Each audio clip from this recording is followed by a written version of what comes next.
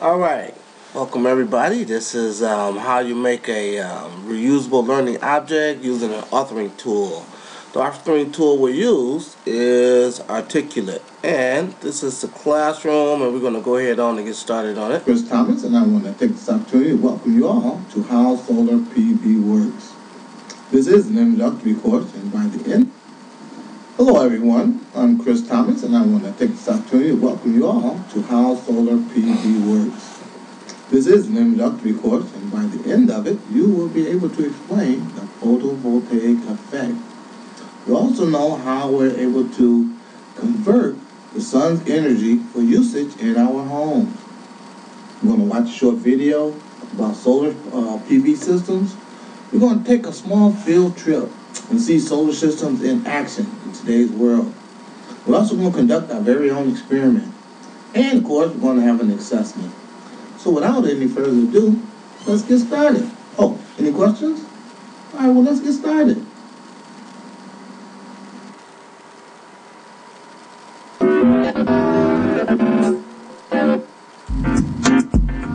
Alright, we all know that the sun's energy creates heat and light, but it can also be converted to make electricity, and lots of it. One technology is called solar photovoltaics, or PV for short. You've probably seen PV panels around for years, but recent advancements have greatly improved their efficiency and electrical output. Enough energy from the sun hits the Earth every hour to power the planet for an entire year. Here's how it works. You see, sunlight is made up of tiny packets of energy called photons. These photons radiate out from the sun, and about 93 million miles later, they collide with a semiconductor on a solar panel here on Earth. It all happens at the speed of light.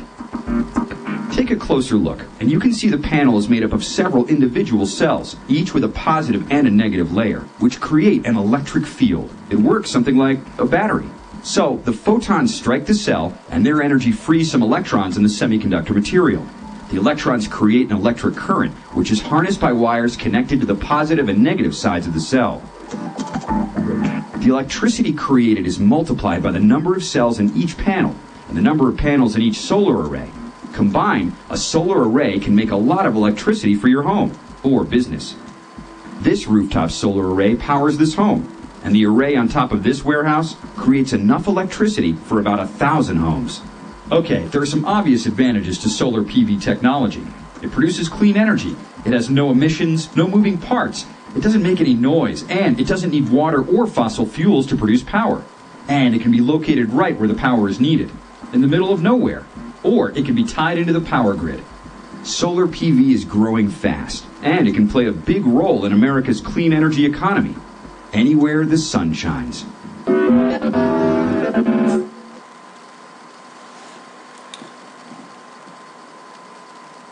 Now, at this point, the student is supposed to read this little statement,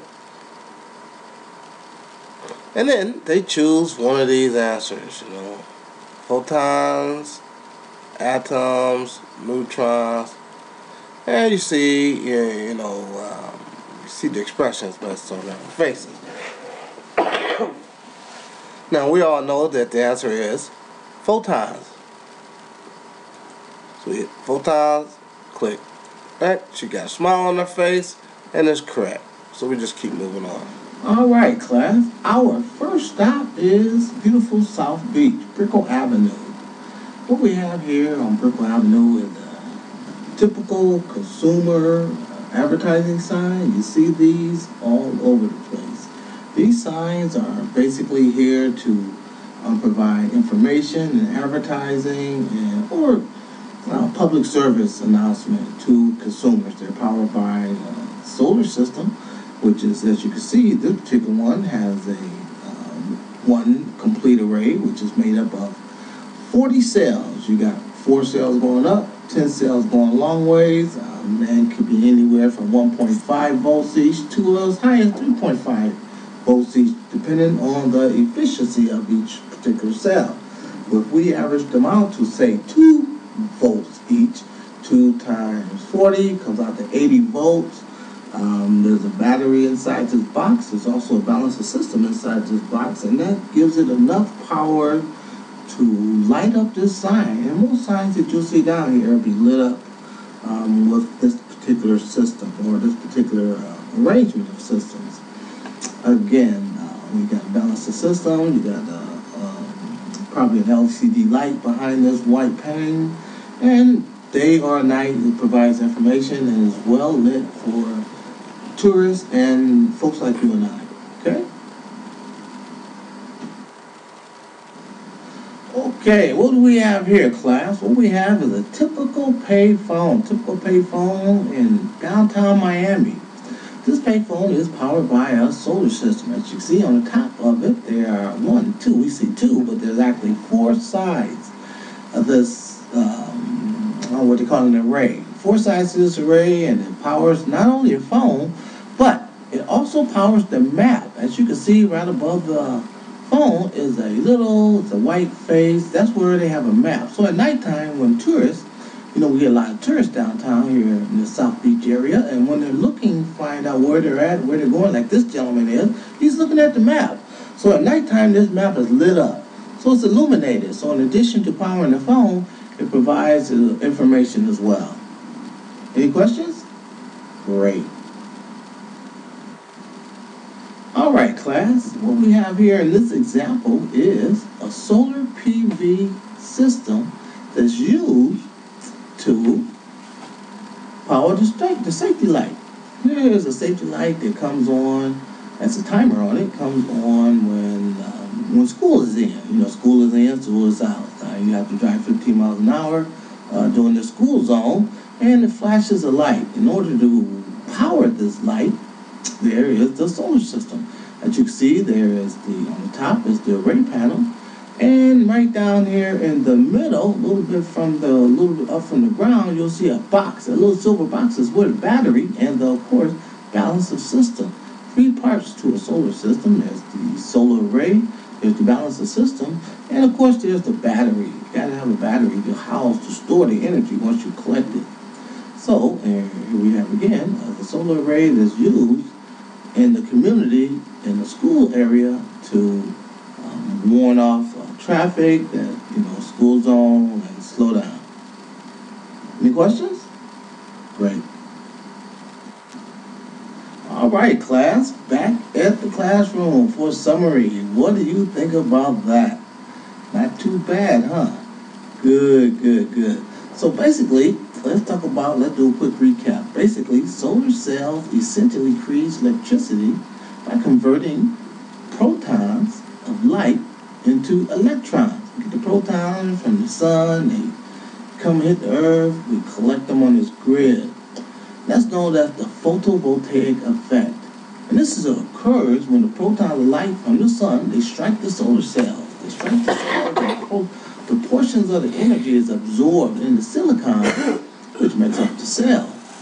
The silicon displaces the electrons, which then begins to flow. In order to harness this flow, the electrons are drawn into a magnetic field. And in this field here, you see the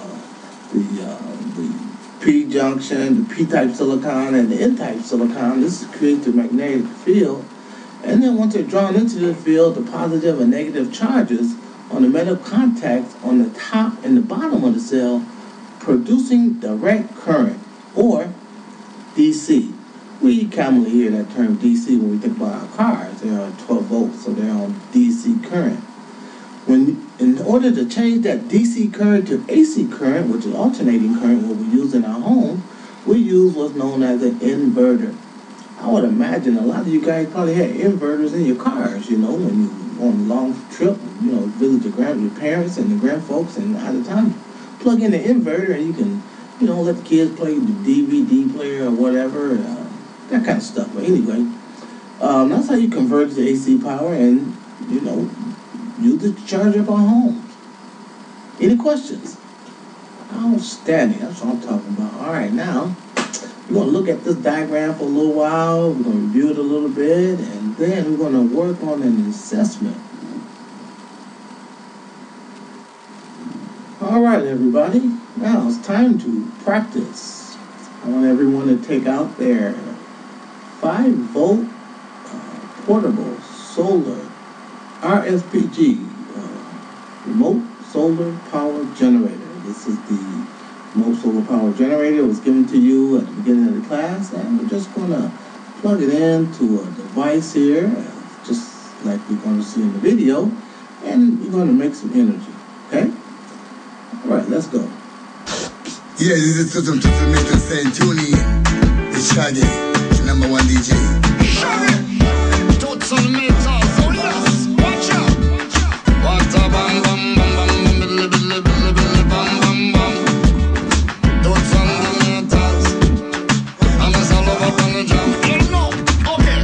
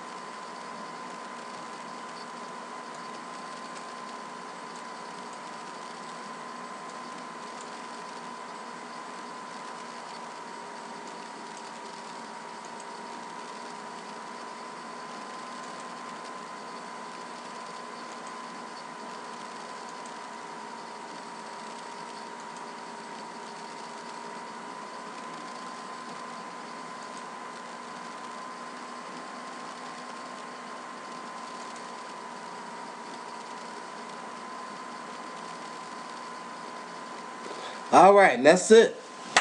We did it. We did another one. As you can see, it's a little, it's pretty good. I liked it. I enjoyed it. Did you guys enjoy it?